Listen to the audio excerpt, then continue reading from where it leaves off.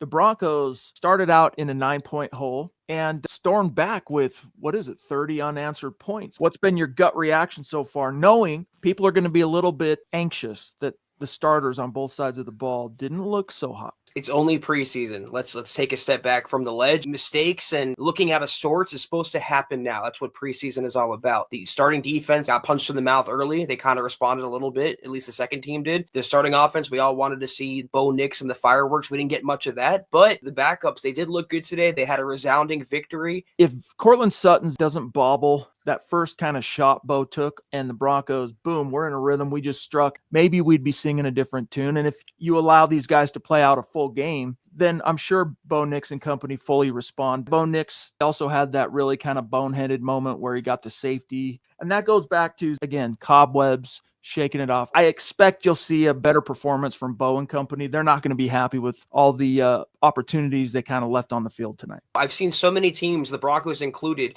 have undefeated preseasons looking like world beaters in the exhibition period. And then the regular season rolls around and it's like, who is this team and where did the good team go? So I'd rather them look bad now in August than look bad in September and so forth. I know the Broncos don't game plan for preseason games or very vanilla intentionally. And I just think they're going to look a lot different in week 1 against the Titans than what you saw tonight from the starting units. My observation, Zach, more than anything on Bo, was that he seemed a little tight. And by that, I mean kind of uptight. And I think that's due to 2 things. One, all the time off, and it's the first live bullet action in 7 months. But also, there's been a lot said about him over the last 2.5, 3 weeks in particular. And then, of course, his head coach goes out and says he's going to be a top 4 or 5 quarterback over the next 2 years and a superstar. I got to wonder how much of that is making him a little bit less fluid and loose out there. Sean Payton wouldn't put those expectations on Bo if he didn't think he could handle them. They're going to be looking a lot better against the Titans in week 1.